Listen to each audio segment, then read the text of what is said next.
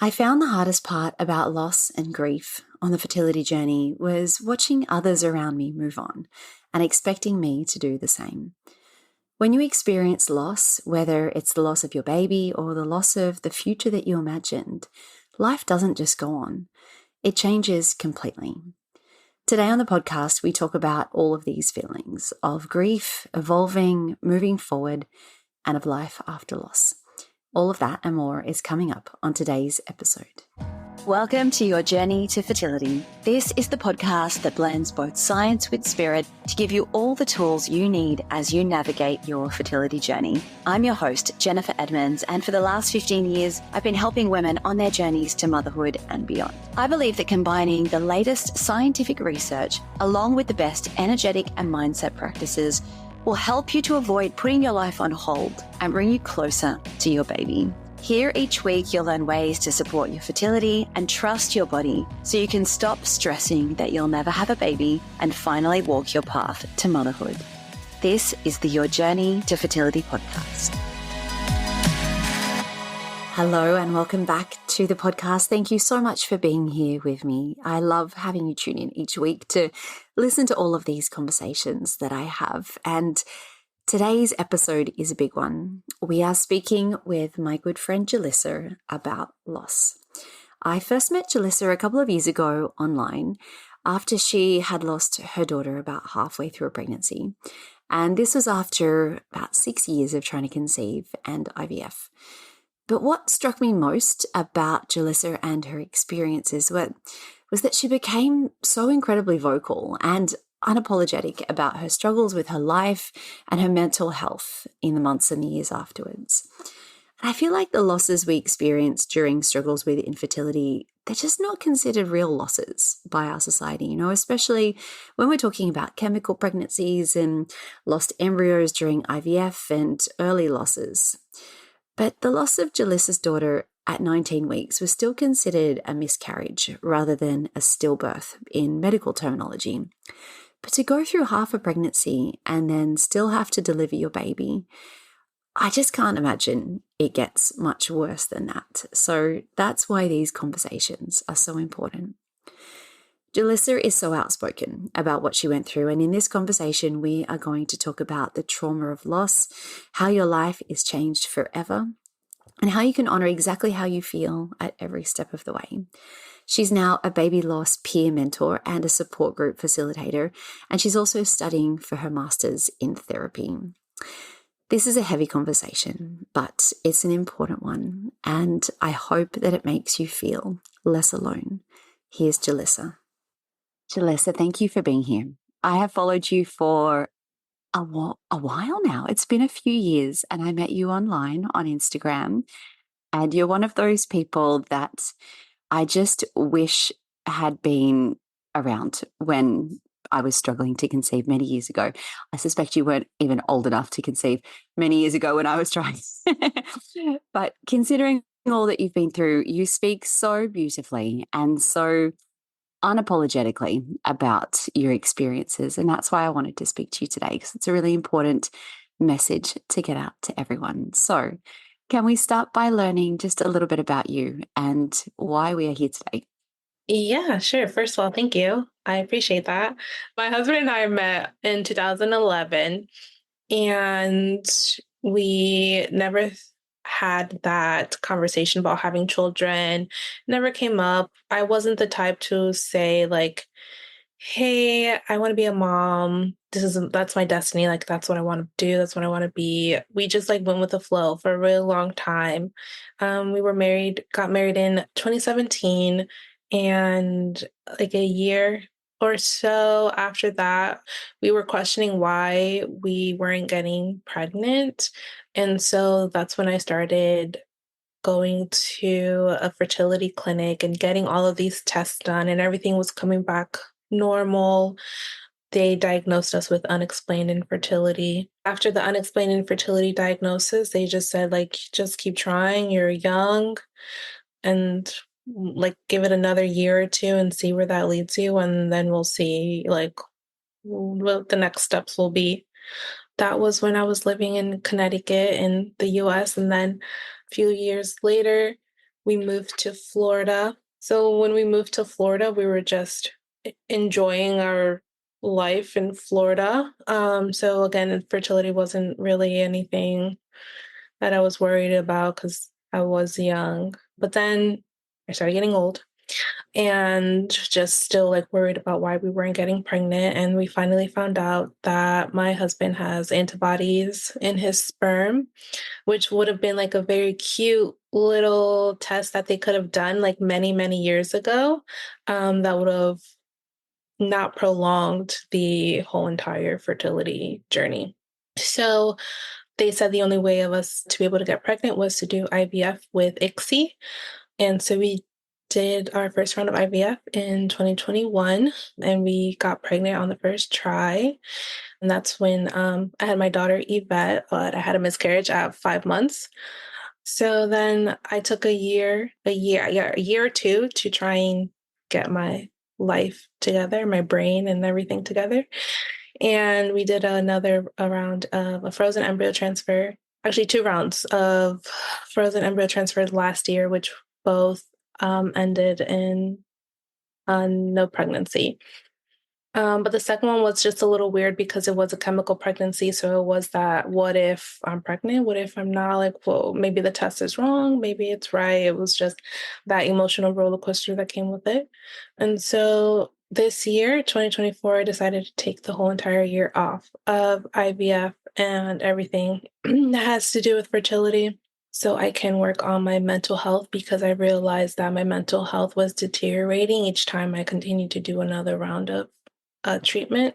And I was really scared for myself and my future. So I'm just chilling here, relaxing, waiting to see what next year brings us. I don't even think you can call it a miscarriage at 5 months. I mean, that word just doesn't at all encompass what you went through. And I'm so sorry for your loss of your beautiful Yvette and everything that you've been through since then. No one should have to go through any of this. And like you said, with male factor infertility, these tests that they tend to not necessarily do early on can save so much heartache. You just think, why? Why? So I'm sorry you went through all of that. And you're right, taking a break and having that space for your mental health is so important, I think, in so many ways. How do you feel like these experiences have changed you? What does your life look like now? How is it different? My life is completely different. I sometimes think like I'm a completely different person. I'm a brand new person, but with a lot of trauma, a lot of depression, a lot of anxiety.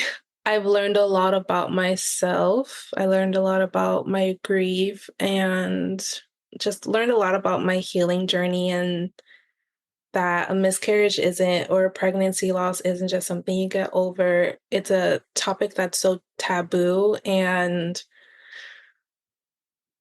once you've gone through something like this literally is your whole entire life. There's no way around it. This is who you are. Your trauma is who you become, essentially. You have the opportunity to change that if you want to, but a lot of times you're going to have hard days and hardships, and you just won't be the same person that you were before. Mm. So I'm just trying to figure out who I am now. And that has led you to doing completely different job and completely different work, which I think is incredible. But why did you decide to speak about your experiences so openly? And that was something that I always struggled with. I didn't even tell my mum when I started going through IVF the first time. Isn't that wild? It's just such a weird thing to think that you would hide something away that you felt so shameful about. So, what made you want to speak so openly about what you went through? Well, probably how you felt about not telling your mom about starting IVF. I felt like my family didn't understand anything I was going through. No one I knew, no close family members or friends went through IVF or had a loss that I knew of. And so I thought, I'm talking to them and I'm telling them how I feel, and they're giving me that criticism or that feedback, that unnecessary, unsolicited advice, all the things you don't want to hear. And I thought, well, let me just go to social media where I can say whatever I want. It's my page. I can do what I want with it. And if someone has a problem with it, I can easily just delete a comment or block someone. Um, it's just a place, like social media is just a place to speak freely about literally anything. And the more I posted, the more I realized that there was actually this community out there, because even though you know that this happens to so many women, 1 in 4, but you feel so alone and you feel like you're the only one that's going through it. And so when I started posting about it, it was like, no, there's like a ton of us here and we're all here to support each other. And I think it was like the best choice Mm. I've made. Yeah, it's a bit hard to delete or block your family members, isn't it? Much easier Oh, to do. I can delete and block them all I can. I can do it in real life. I can do it anywhere. No, I don't have a problem with that at all. But when it comes to like your mom or, it's just like Mm. I've learned a lot to set how to set boundaries with them. So that's me like giving them a little block. Hmm. Can we talk about setting boundaries? I mean, what were some of the things that your close family members and friends said to you, or some of the behaviors that they were doing after you lost a vet? So the lot of the very stereotypical stuff that you probably hear all the time of like, I can always try again. My mom, after my last frozen embryo transfer that was unsuccessful, she said, I want you to try again. You need to try again. And I was like, girl, this is my body. Like, this is my money. This is like my life. There's no way that you're going to force me to try and have like your grandchild. There's no way. I do what I want. It's my life. I mean, it took me a really long time to learn how to set boundaries, maybe like 2 years after Yvette died. But whenever I'm uncomfortable, I'm letting someone know I'm uncomfortable, and either I want the conversation to stop or we can talk about something else. When someone is speaking about like having a baby in the future or how easy it was to have their children or whatever it is, like the conversations just stop with me. Either I walk away or just change the conversation.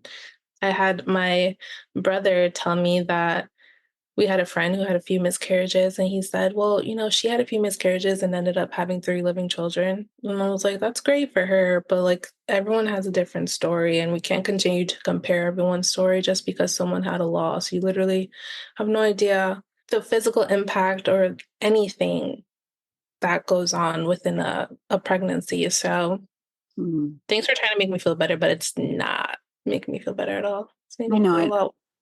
I like to think that these comments come from a place of kindness.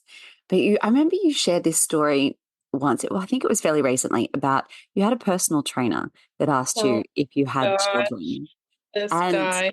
can you explain what happened in that situation where it was not a family member, it was a complete random stranger? Yeah, I think that situation made me realize that people are just uneducated. So it was a personal trainer who asked me if I had children. I don't know what personal trainer goes around asking people if they have children, but sure, whatever. And I said no. And he goes, oh, you're so smart. Like, that's such a good idea. And I was like, you know what? Just because you said that, like, hey, I do have a child, but she died. And he's like, oh no, why did you say that?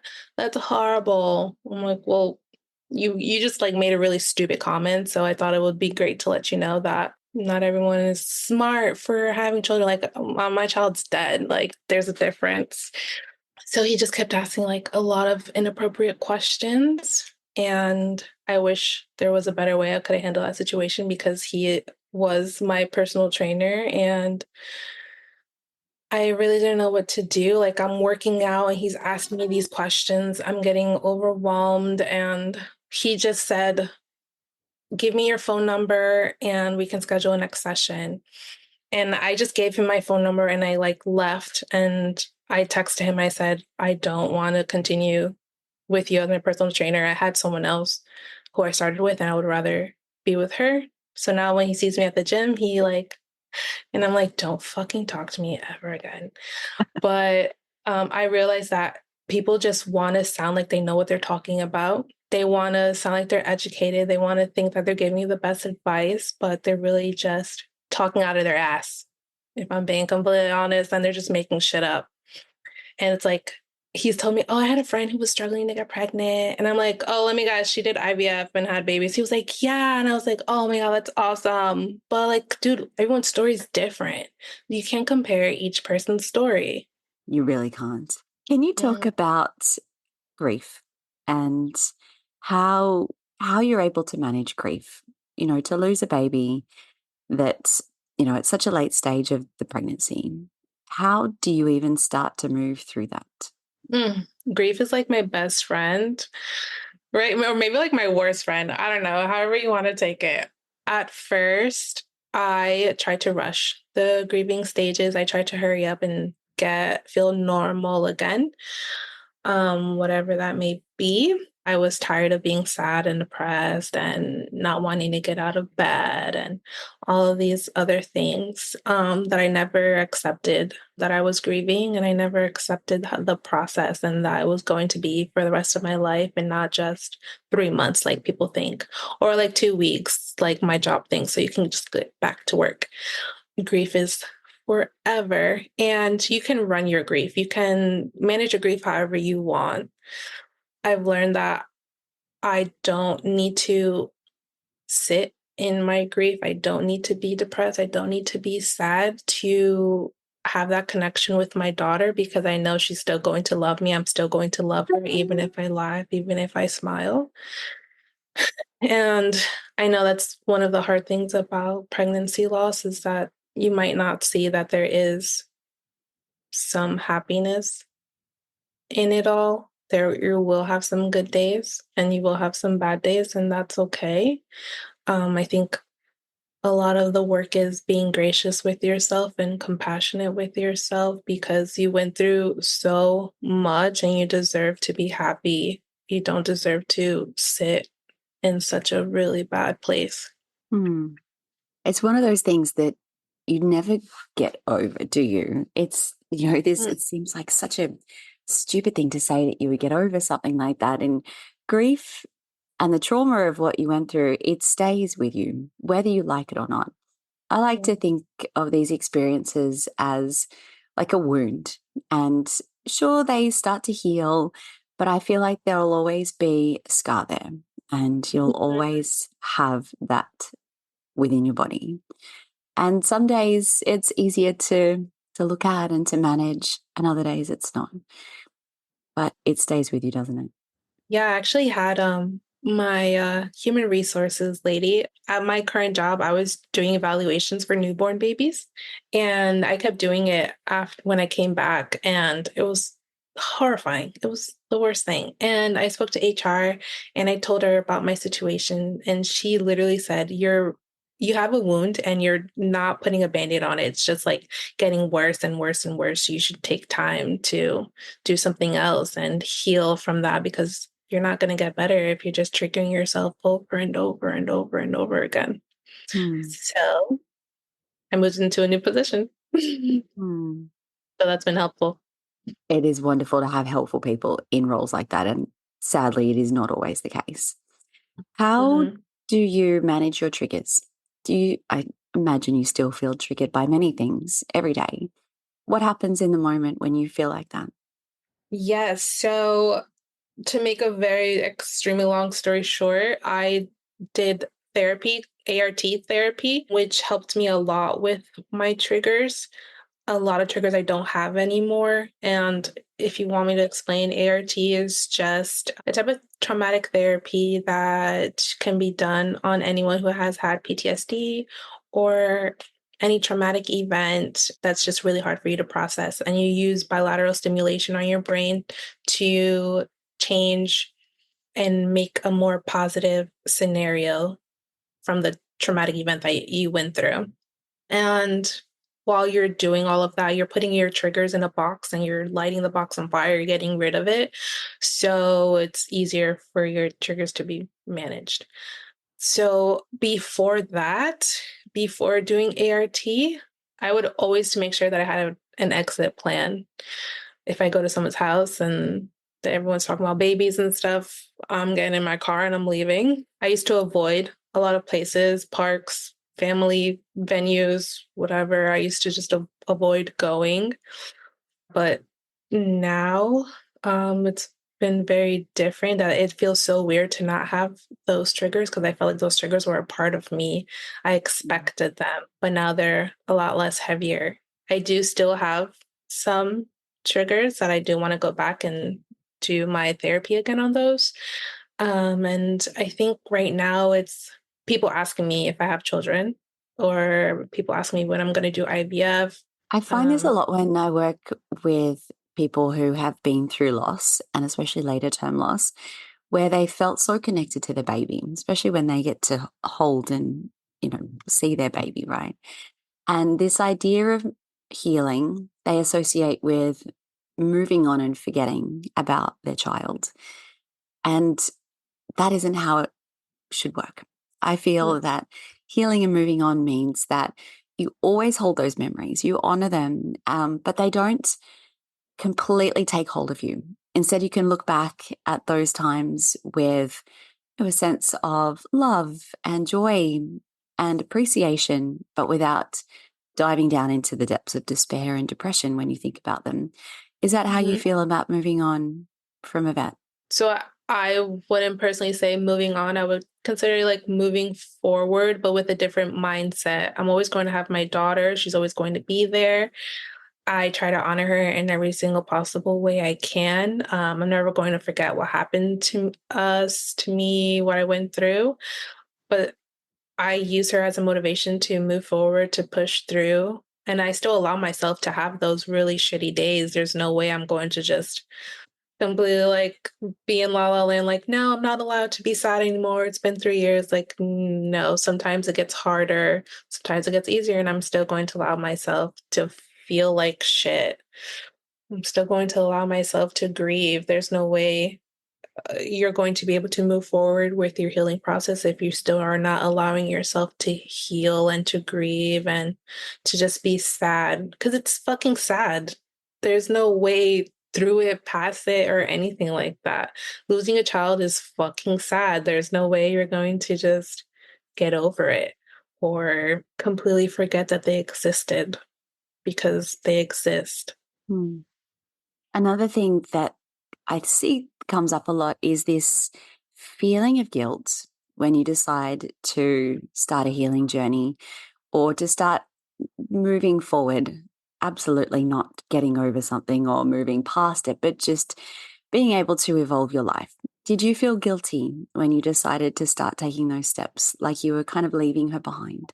Yes. Oh my God. I feel so guilty to this day.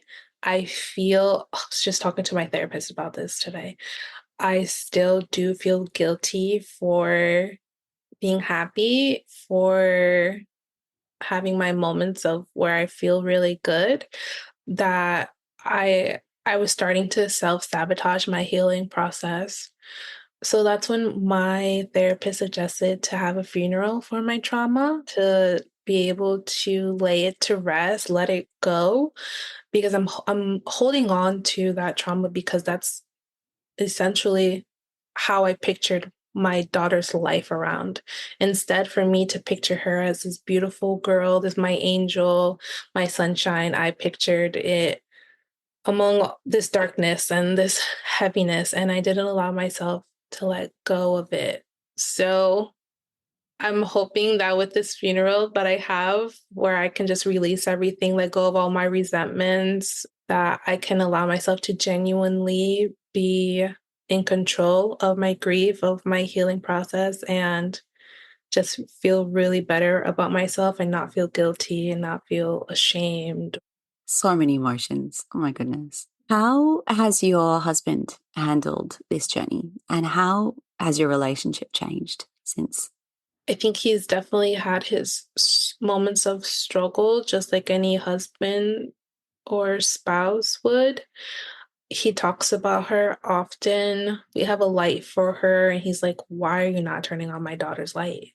Just like as a joke, but it's just so cute to just see like how they bond together, even though she's not here physically with us. I know he's sad, of course. There's no way he won't be. But I don't know, it's just our culture, our society. He just really tries to stay strong for us. And I just tell him all the time, you don't have to be strong. You could be weak. You could be just cry. You could just whatever. I literally don't care as long as you let it out, because if you continue to hold it in, it's just going to get bigger and it's going to be heavier. But he talks to her all the time. He talks about her all the time. I think he's just a great dad overall. So he's my best friend. And what happened to us really brought us very, very, very close together. So close. I now have death anxiety. So How do you think your relationship has changed on that level then since you lost a vet? I think we're just so much closer. Which is kind of fortunate. You do see it go both ways. Often it Mhm. can tear couples apart, but sometimes Mhm. it just brings them that much closer together. Yeah, I'm grateful that we have been able to just understand and be patient with each other. It's probably has been hard on him to just see me cry for days and days and weeks and months. And that must have been really painful for him to have seen me like that. And like part of it too is having him as a support system to help me get stronger and feel better and have more confidence in myself. So I am grateful for him. What do you think is the hardest thing about life after loss? Life. That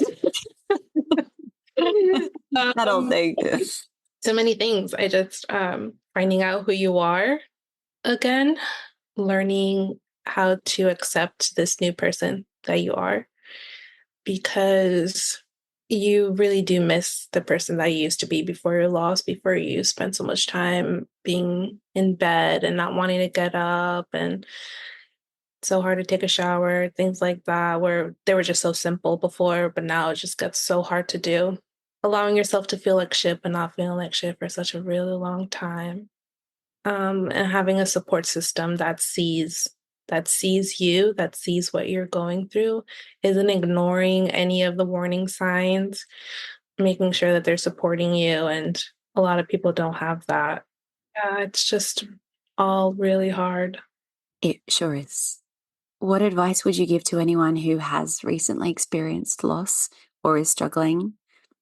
I would tell them to let yourself feel all of the feels. Let yourself feel however you want to feel. There is no time limit, there is no time frame to grieve. If you want to feel like shit for weeks, go ahead, feel like shit, do whatever you got to do. Be compassionate with yourself, because it's not your fault. Nothing you did caused any of this to happen. And I want to say, don't try to blame yourself. Don't try to feel guilty. It's just not your fault, really. I just want to say, just like over and over again. And if I could give you a hug, I would give you the biggest hug. Mm, thank you. Thank you for everything that you share and for creating a community who have experienced loss. You do so much out of the beautiful goodness of your heart on your own time for so many. And it's been just an honor to see that. So thank you, Jelissa. Where can people connect with you and learn a little bit more about you? I'm only on Instagram at Rainbow Manifestations. Feel free to send me a DM. I'd love to chit chat. Awesome. Thank you so, so much for your time. Thank you. Thank you for being here and listening to this conversation. I know this is not an easy subject matter to talk about, but that's why it's so important, because so many people don't speak about it and we end up just hiding it away. If you found this episode helpful, please share it with someone. You never know who might be struggling or who might benefit from just listening to these conversations. Now, on the next episode of the podcast, we are talking about managing anxiety when it comes to trying to conceive. Because if you are not already an anxious person, then infertility will probably turn you into one. So these tools and resources are things that I drew on so much, and they're ones that I share with my students a lot throughout their journey of trying to conceive. So until then, I wish you all of the best as you continue your own journey to fertility. The most common thing I hear from students who are on their fertility journey is that the stress of trying to conceive has taken over their life. Your days end up being filled with endless appointments, navigating pregnancy announcements. You're trying to eat right, take all your supplements, and it is all you think about from the moment you wake up. I designed the Element Fertility Yoga course to support your body, your mind, and your mental health in 3 important ways: to synchronize your hormones, increase circulation and blood flow, and to help regulate your nervous system. But on top of this, the greatest gift that you can give yourself throughout this journey is a sense of peace, to help you calm your mind and just make this process feel easier. Every single one of my students tell me that this is the first thing they notice after starting a yoga, meditation, and breathwork practice. But on top of this, you have the amazing benefit of actually supporting and increasing your fertility. Studies have shown that those participating in mind-body programs as they're trying to conceive have success rates 3 times greater than those who don't. The course I've designed walks you through natural conception as well as fertility treatments and IVF cycles. And the best part is you can work through it at your own pace in the comfort of your home. The practices start from just 10 minutes per day. To learn more, visit elementpilatesyoga.com or see the link in the show notes.